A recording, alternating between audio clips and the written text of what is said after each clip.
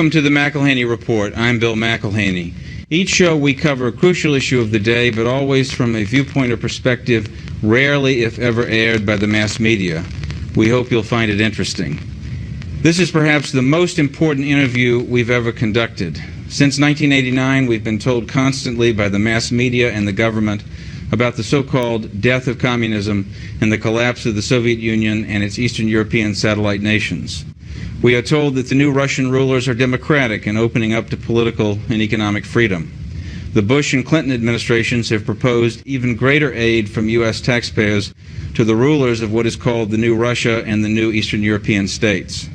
They tell us that we must aid and be partners with these rulers and join with them in a new world order. Our guest today can refute this conventional wisdom. He is one of two outstanding experts in the free world on this subject.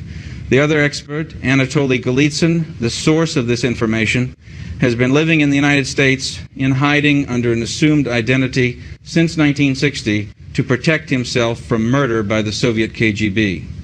Our guest today is editor of the London-based periodical Soviet Analyst and editor of Golitsyn's second book, just published in the spring of 1995, The Perestroika Deception. I want to welcome Christopher Story to the McElhaney Report. Delighted to be here. Very happy to have you, sir. For our listeners who are unfamiliar with this subject, we must start at the beginning. Anatoliy Golitsyn, this is one of maybe one or two existing public photographs of him, probably taken 30 years ago. Who is Anatoliy Golitsyn, and what did he reveal when he defected from the Soviet KGB in 1960? Golitsyn is the most important defector ever to have reached the West. He came out actually in 1961. He fled to Finland in 1961 with his family, and he revealed the existence of a long-range strategy of deception based on Leninist principles. And his importance is that all defectors who've come since him appear to have been engaged in an attempt to refute what he says. So we look to Golitsyn as the source of proper insights into what the communists are really up to. And he predicted, did he not, that the KGB would send false defectors deliberately to discredit him? That's correct, and this happened almost immediately afterwards. Within 6 months, several defectors, both from the KGB and from the military intelligence. In addition to identifying Soviet moles in European and in the European intelligence system, British intelligence system, French, he provided this whole new understanding of Soviet disinformation strategy. There was one man in the CIA who listened to him seriously. That was James Angleton. Tell us about Angleton. James Jesus Angleton was a very remarkable counterintelligence expert, and he debriefed Golitsyn, and he became absolutely convinced that Golitsyn was telling the truth. This is clear from internal evidence, but Angleton became aware through Golitsyn of the significance of what the Soviets were really up to. Mm-hmm. Basically, what Golitsyn taught and revealed was that all Soviet governments are Leninist governments. They're driven by the deception strategy perfected by Lenin, which is aimed at achieving a long-range strategy, namely control of the whole world. And part of this strategy, as really put into a codified plan by 1959, dealt with creating the impression that liberalization or destabilization, decentralization was occurring in the communist states as a way of lulling the West into putting down its defenses. Yeah. What happened was that, according to Golitsyn, is that after the death of Stalin, the communists realized, in general, that the method of control that they'd been adopting, namely brutal repression, was an inefficient method of achieving control over populations, and that it was more efficient to seek to achieve control through infiltration and deception, and through the control of the minds of the target. And so the party instructed Alexander Shelepin, who was the head of the KGB, in 1958 to develop a plan for the use of the total resources of the revolution. And the KGB and the GRU, military intelligence, were instructed to become the instruments of the mobilization of the resources of the revolution. So between 1959 and 1961, Shelepin developed, perfected, and agreed with the party the full outline of this deception plan. And the deception plan is basically a means of projecting communism into the whole of the rest of the world. And they do it through deception, and we can examine how this is done as we go on. Well, one of the features of the plan, obviously, was to give the impression that the international communist movement was breaking up, that there were splits, divisions, dissent, that there was a rift between Yugoslavia and the Soviet Union, there was a rift between Red China and the Soviet Union. All of these things were examples of this disinformation strategy. And one of the principal goals of it would be that the West would feel more secure and put down its guard. Yes. Lenin's methodology involves the use of the dialectic. Now, the Western mind, which is a civilized, developed mind, does not understand dialectical deception, which is basically a Mongol concept. And the fake Russia-China split is a good example, by creating the false impression that there was a split, which incidentally they've continued ever since, because now we have communist China and supposedly non-communist Russia, so the illusion of the split continues. That's right. The West was lulled into believing that if it supported China, it would be taking precautionary action against Russia. Yes. In fact, what's happening, and is continuing, they are both working together, and their intentions ultimately are hostile. They are aggressively oriented towards the West. Yes, and another consequence of staging, deliberately staging, phony encouragement of, or setting up, let's say, setting up phony, the KGB setting up phony dissident movements within communist countries, and supposedly, or in a theatrical way, presenting what appears to be liberalization or some lessening of tight control. That also has the effect of lulling the underground, the genuine underground opposition to communism in these countries out in the open, giving them the false hope that they can speak out, and then further identifying them and destroying them. Well, this goes back actually to Tsarist days. In fact, the Tsarist secret police were adept at this.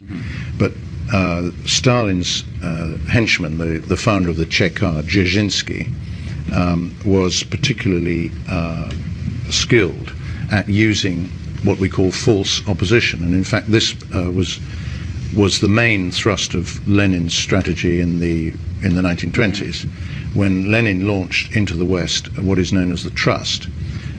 He allowed the emigration of a large number of emigres, and in their number were many controlled communist members of the Cheka. And he introduced this false controlled opposition to Western intelligence, and as a result, the perception of by Western intelligence of what was really happening was distorted. Now, this principle has been applied since 1961, and it came to its fruition under Gorbachev. Gorbachev's perestroika, which means restructuring, is in fact the restructuring not of Soviet society, although that was done for, there was a certain amount of reform and restructuring to give it credibility. Superficial. Superficial. It is essentially the restructuring of the Western mind, the control of the Western mind. That is what it means. Stalin used the word perestroika, and it meant, in Stalin's vocabulary, it meant the reshoeing of a horse. So the West misunderstood perestroika, the meaning of perestroika, thinking that it meant reform of the communist movement. And this is in fact, it's a deception. Yes, and this is because everything that we've witnessed since 1989 has been part of this grand disinformation strategy, which Golitsyn revealed in his 1984 book, New Lies for Old, had been prepared by 1959. Yes. The long-range strategy is what it says. It's a long-range strategy. It took years to come to fruition. There are a number of reasons for this. They had to allow, for example, those with memories of the Stalin repressions to die off. They had to ensure that the true opposition no longer existed, and they have liquidated all true opposition in all East European all communist countries. Which means, with a few exceptions. Which means, as Golitsyn has pointed out, that and those deceptions are subject to question. Those exceptions are subject to question. Yes, even those. But when we see a supposed dissident movement within a communist or so-called former communist state, having access to the media, operating openly, having resources, and being able to express itself and be heard around the world, it would immediately be suspect of being a KGB front operation, at least in terms of its leadership. Absolutely correct. Yes. And as a result of what Gorbachev first of all launches perestroika internally, and when the softening up process has been completed, i.e. the West is attuned to the fact that there's been this apparent reform and that it's all falling apart, they then export perestroika to the whole world. So that in fact what has happened is that you have, instead of having walk-ins, defectors arriving and knocking on the West door, you've got a mass walk-in, so that no one knows who's genuine and who isn't. To go back just a bit regarding Golitsyn defecting to the American CIA in the early 1960s, he had an advocate in James Angleton, and the influence of what Golitsyn revealed was felt through Angleton's policies. But that came to an end in 1974 when Angleton was fired by CIA Director William Colby after Golitsyn had warned that there were Soviet moles, Soviet agents within the CIA at high levels. To what extent was Golitsyn vindicated by the Aldrich Ames exposure? Totally. I mean, Golitsyn has been telling everybody since he finished the first book, New Lies for Old, which actually he finished in 1980, although it was only published in 1984, that the CIA was penetrated. This was obvious from internal evidence. Now, of course, with the Ames case, that is proved. I mean, everybody knows that there are many more moles inside Western intelligence than just Ames, but Ames is a symptom of the penetration of the Central Intelligence Agency. In the book, as you said, written in 1980, published in 1984, Golitsyn's New Lies for Old, he revealed not only this massive disinformation strategy, which goes back to 1959, and the ramifications of it, the applications of it during the 1960s, 1970s, but he made a series, the book was published in '84, he made a series of incredible predictions regarding what was going to come as a result of this strategy, and the predictions are just amazing to read. Would you go over some of them? Well, I mean, there are 3 or 4 pages which are just chock-a-block full of predictions. He talks about the removal of the Berlin Wall, liberalization starting in East Germany and spreading to the rest of Eastern Europe. He says, for example, that Dubček will be restored in Czechoslovakia, which duly happened for a brief period. And he talks about a reconciliation with the West and the reunification of Germany and so on and so forth. And in a recent book published by written by Mark Riebling, called Wedge, The Secret War Between the FBI and CIA, published in 1994, Riebling carries out a careful analysis of Golitsyn's predictions in New Lies for Old, and he established that out of 148 falsifiable predictions, 139 had been verified by 1993. Now that, and he gave him an accuracy rating of over 94%. That is without parallel in the West. I mean, this puts Golitsyn in a separate category from everybody. Now, I think, in other words, if Golitsyn is not telling, the truth about everybody has to explain why these predictions were correct. If he's not telling the truth about the fact that all that we have witnessed since 1989 was planned as Soviet disinformation strategy, going back this far, then he has to be a prophet. He has to be a clairvoyant. Either he has to have supernatural powers. He has to have supernatural powers. Or he has to understand Soviet strategy. That's right. And of course the answer is the latter. Yes. He understands Soviet strategy because he knows that it's based on the thinking of Lenin. He's studied Lenin. Now, one of the things that I've done in the last few years is go back to Lenin and try to read and understand what this evil man is saying. He's actually preaching hatred. He's preaching how to deceive. And he's teaching us how to deceive. And Lenin's disciples remain in control of the world communist movement. All they've done is relabeled themselves in order to appear acceptable to the West. There's a passage in Lenin where he says that there may come a time in the revolution when true revolutionaries must put on the appearance and the clothing and the manner and the language of the enemy. And this is what they've done. So that, and it's very easy to see that this is the case once one understands that this is what's going on. If you take someone like Andrei Kozyrev, the Russian foreign minister, you can see that everything he says is a deception. He is an absolute, he's the most brilliant representative of the Leninist case currently operating. He's the son, incidentally, of one of the Soviet diplomats who were kicked out of London by the Douglas Hume government in 1972. There is a description in New Lies for Old of a new liberal or more democratic figure who would emerge as the leader of the Soviet Union that is a mirror image of Mikhail Gorbachev. Yes. Now tell us about Mikhail Gorbachev, and perhaps his apparently more credible, at least in the eyes of the world and the media, successor Boris Yeltsin. Did they ever show any trace of interest in democratic reform?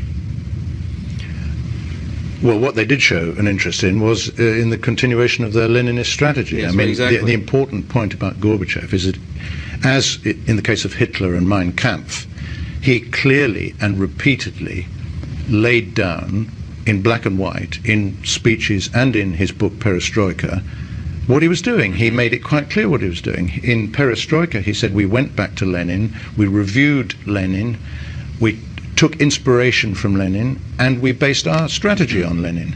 So when I was asked by Mrs. Thatcher, as she then was, to see her in the House of Commons in July 1991 to explain these matters to her, I was completely flabbergasted when she said to me, I don't think Gorbachev is a Leninist anymore. And then she also said, I don't think we've been deceived, at least I hope we haven't. So I was, in fact, that was the real turning point in the later part of my life. That was when I realized I should spend basically most of my time trying to explain how she was conned and how wrong she was. Of course, it's very simple to do. You can show from Gorbachev's speeches, from his writings, that in fact he was constantly quoting Lenin. He is and was a key advocate of the Leninist world revolution. And of course he remains so to this day. Gorbachev, as you probably know, is in charge of the so-called Gorbachev Foundation, which various experts, led by Hans Graf Hune, a well-known German expert, have identified as, in fact, the international department of the CPSU. And it's based here in San Francisco. Communist Party, Soviet Union. Yes. Yes. The international department of the CPSU was, in fact, the Comintern. So the Gorbachev Foundation, based in the Presidio in San Francisco, is, in fact, the Comintern. And what Gorbachev is in charge of is influencing the Western elite. And in fact, the key elite, of course, is based here. This is the elite that he has to influence, which is what he's been doing ever since he arrived with a large delegation in Washington in 1987. That's right. And his opponent, or his political rival, or his the opposition, the quote-unquote opposition he faced, Boris Yeltsin, comes from the same Leninist background? Oh, no question. I mean, Boris Yeltsin was awarded the Order of Lenin. He is a Communist Party chief. He could not possibly have risen to the level he did in the structures without being approved at the highest level. I mean, no one can move without approval. Well, now, looking at the reality of what exists today in the light of the predictions Golitsyn made in New Lies for Old, we see that, as he predicted, the Soviet Union and its power and control over its republics, separate republics, and satellite nations still continues through the same KGB and leaden bureaucracies that have simply been given new names, but that are still in place, fully in place. The so-called independence of the Soviet republics is false and provisional.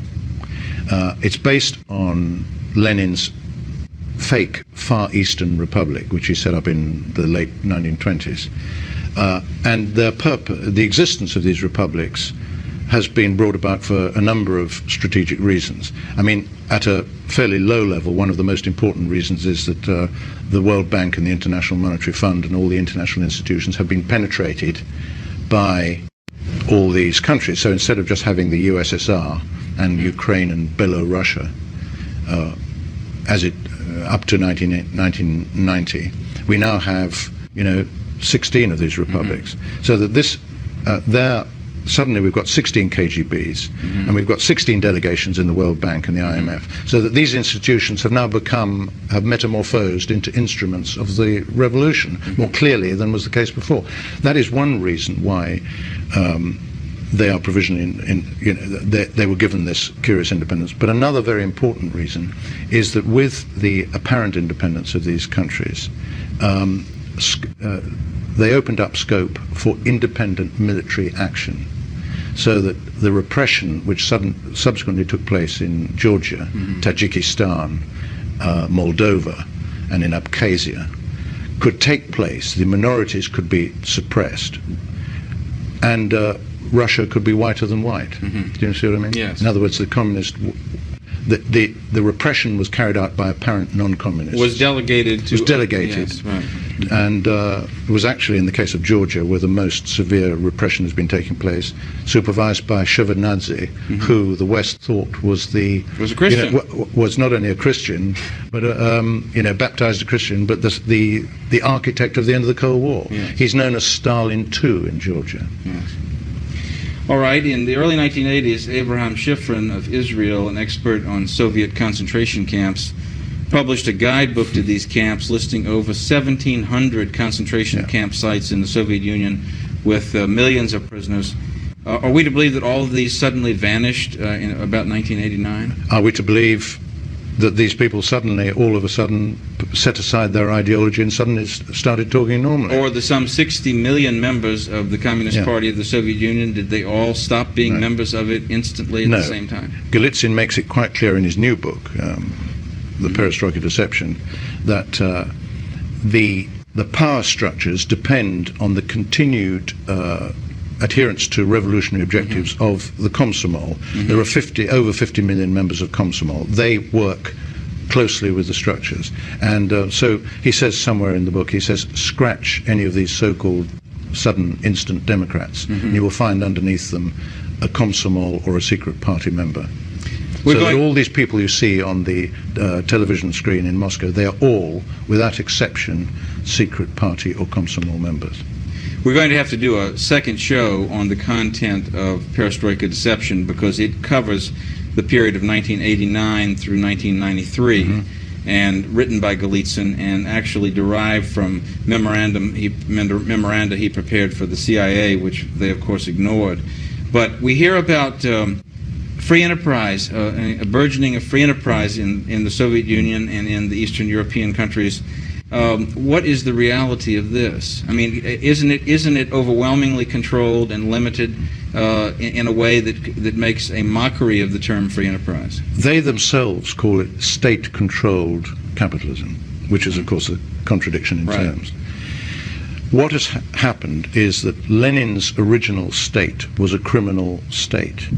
The Chekar, the Soviet intelligence controlled the mafia, invented the mafia, became the mafia. So that this apparent outbreak of free enterprise we see is in fact controlled by the KGB, and this outbreak of Soviet criminality is controlled, and it's being exported on a global scale. Right. Why is it being exported? In order to, it's one of the themes that they are developing to create problems which need global solutions, so that there's a world crime epidemic, terrorist epidemic. We've got to have global structures in order to contain this epidemic which they themselves have created. Also, the KGB-generated criminal activity provides an excuse for ever tighter control over whatever window dressing business or free enterprise or business or entrepreneurial activity may exist over there. Sure, and not only that, but of course you've got the drug element as well. Since the 1950s, Soviet military intelligence, GRU, has been in control of drug networks all over the world. And the reason the GRU controls is involved in this is because it's sabotage. You know, the narcotics operation is sabotage.